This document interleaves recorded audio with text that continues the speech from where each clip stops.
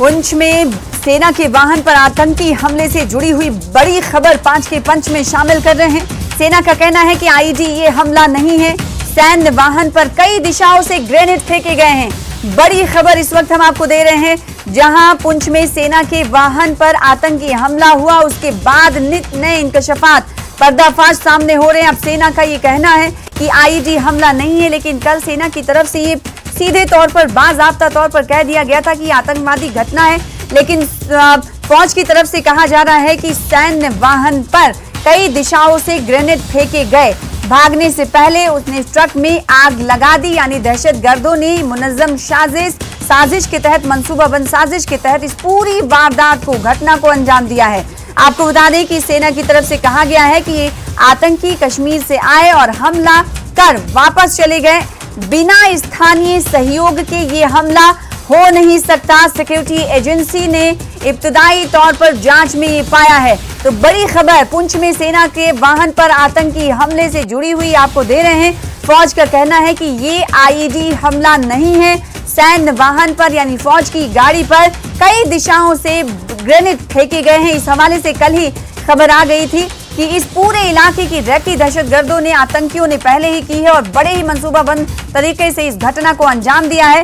अब धीरे धीरे परतें खुल रही हैं और ये मालूम चल रहा है कि जो फौज की गाड़ी पर हमला किया गया, फौज की गाड़ी में जो आग लगा, वो कई दिशाओं से ग्रेनेड फेंके जाने की वजह से लगा है। और सबसे बड़ी बात, ये जो सिक्योरिटी एजेंसी कहती हुई दिखाई दे रही है कि बिना स्थानीय सहयोग के ये हमला नहीं हो सकता है। तो धीरे धीरे जैसे जैसे जांच आगे बढ़ रही है, परतें खुल रही हैं, चीजें सामने निकल कर आ रही। हमारे साथ न्यूज 18 JKLH के सीनियर एडिटर तेजिंदर सिंह सोढ़ी जुड़ रहे हैं इस खबर पर ज्यादा जानकारी के साथ। उनसे हम बातचीत करेंगे। तेजिंदर सिंह सोढ़ी, जैसे जैसे जांच आगे बढ़ रही है, कई हैरान कर देने वाली सूचनाएं, जानकारियां सामने मिल रही हैं। अब जो खबर ये आ रही है वो ये कि ये आईईडी हमला नहीं होने की बात फौज की तरफ से कही गई। साथ ही कहा गया है कि जो ग्रेनेड अगर फेंके गए हैं गाड़ी पर, सैन्य वाहन पर, वो कई दिशाओं से फेंके गए हैं और इस हमले को अंजाम दिया गया और आतंकी जो हैं वो फरार हो गए। और सबसे अहम बात, ये जो सिक्योरिटी एजेंसी ने कही है कि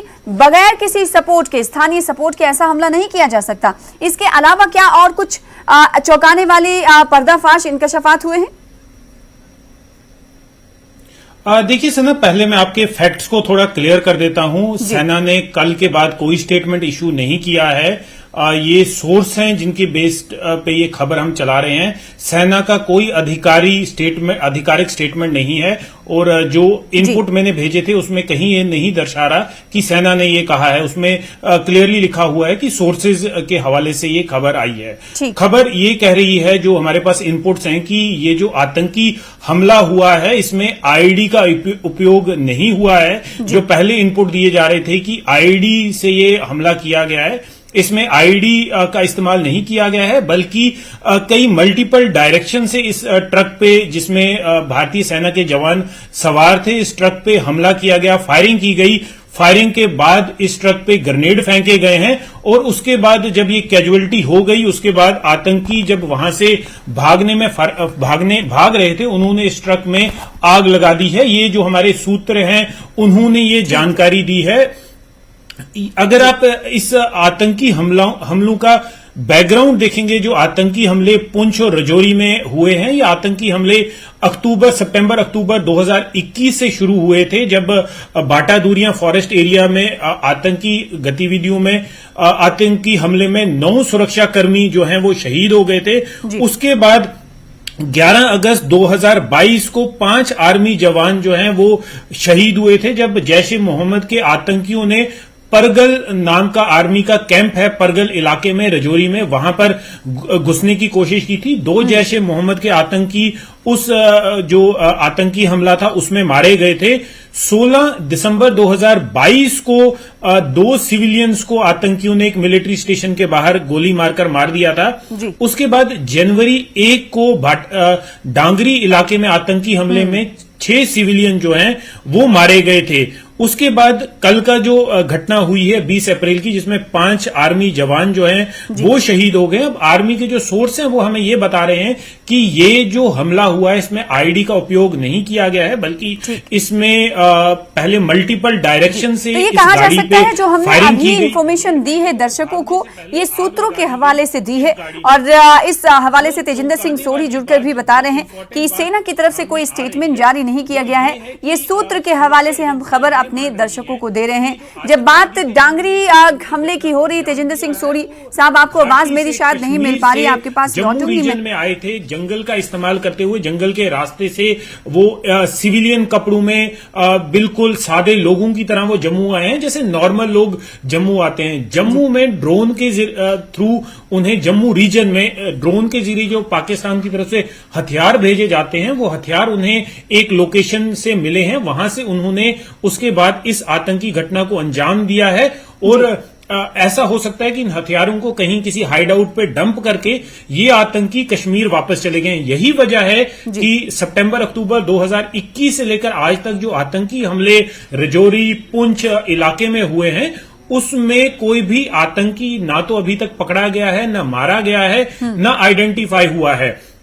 हालांकि सिक्योरिटी एजेंसीज का ये मानना है कि एक सीरियस जो आप कहें कि सपोर्ट इन आतंकियों को लोकल पॉपुलेशन वहां के कुछ पॉकेट्स में मिल रही है, जिस वजह से ये आतंकी जब कश्मीर से आ रहे हैं इन्हें वहां पर रहने का, खाने का ठिकाना दिया जाता है, उसके बाद रैकी करने का इन्हें मौका मिलता है। लेकिन उस सपोर्ट स्ट्रक्चर के बिना ये आतंकी हमला जो है वो आसान नहीं होगा इन आतंकियों के लिए। तो अभी मल्टीपल एजेंसीज इस चीज को प्रोब कर रही हैं कि कौन सा रूट, पॉसिबल रूट इन आतंकियों ने इस्तेमाल किया होगा कश्मीर घाटी से जम्मू आने के लिए, जम्मू रीजन में, और इस आतंकी घटना को अंजाम देने के लिए। तो मल्टी एजेंसीज हैं।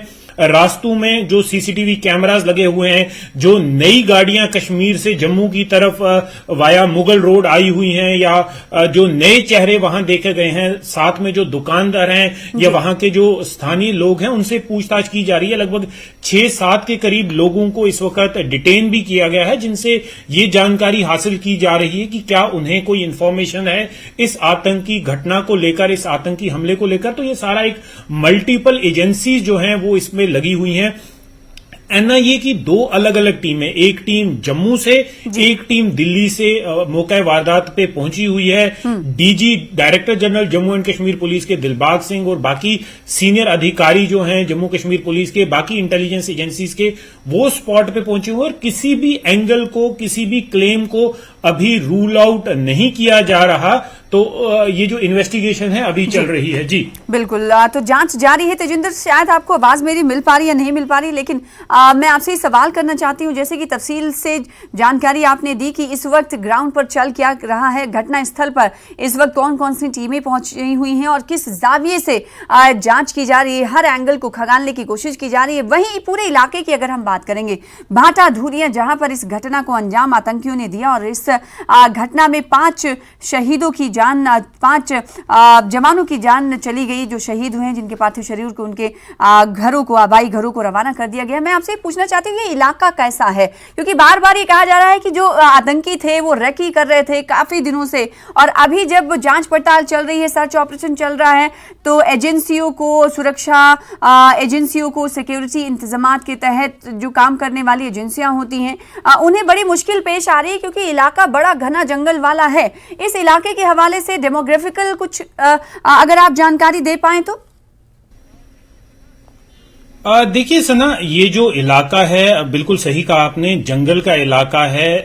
कई जगहों से इसका जो कनेक्शन है लाइन ऑफ कंट्रोल के साथ है। एक तरफ इसका ये जो इलाका है रजौरी बेल्ट के साथ जुड़ता है और दूसरी तरफ ये शोपियां जो मुगल रोड है वहां पर कनेक्ट होता है। तो एक बिल्कुल आसान रूट है टेररिस्ट के लिए, अगर वो शोपियां से वाया मुगल रोड होके इस इलाके में आके किसी आतंकी घटना को अंजाम दे, तो एक काफी इजी रूट उनके लिए मिलता है। हालांकि ऐसी भी स्पेकुलेशन या कयास लगाए जा रहे हैं कि हो सकता है कि ये आतंकी जो हैं ये लाइन ऑफ कंट्रोल को पार करके आए हों, लेकिन अभी तक कोई भी ऐसा सुराग नहीं मिला है कि ये फ्रेश इन्फिल्ट्रेशन थी जिसमें नए आतंकी आए हुए थे। लेकिन हां, अभी जिस तरह का वहां पर टोपोग्राफी है, घने जंगल हैं, नदी नाले हैं और साथ में जंगल में सुरंगें हैं, तो उस वजह से इन आतंकियों को एक टोपोग्राफी काफी हेल्प करती है छुपने में और इस तरह के आतंकी हमलों को अंजाम देने में। लेकिन जिस तरह से हमें सेना के सूत्र ये बता रहे हैं कि ये आतंकवादी इस घटना को, इस गतिविधि को अंजाम देकर हो सकता है कि वो कश्मीर चले गए हों, तो उन आतंकवादियों का ये जो नया मॉडस ऑपरेंडी है या नया जो उनका तरीका है इन आतंकी घटनाओं को, आतंकी गतिविधियों को अंजाम देने का, ये एक सीरियस थ्रेट है सिक्योरिटी एजेंसीज के लिए। क्योंकि इस रोड पे अगर हम मुगल रोड की बात करें तो आए दिन जाहिर सी बात है बड़ा चैलेंज है सिक्योरिटी एजेंसियों के सामने भी कि ये जो आम रास्ते हैं वहां तक ये आतंकी पहुंच रहे हैं और फौज को चकमा दे जा रहे हैं और इस तरह की घटना को अंजाम दे रहे हैं। बहुत शुक्रिया तेजिंदर सिंह सोढ़ी साहब हमारे साथ जुड़ने के लिए और इस घटना के हवाले से इस वक्त की मौजूदा सूरत हाल बताने के लिए। जैसा कि पुंछ जिले में कल हुए आतंकवादी हमले के बाद इलाके में बड़े पैमाने पर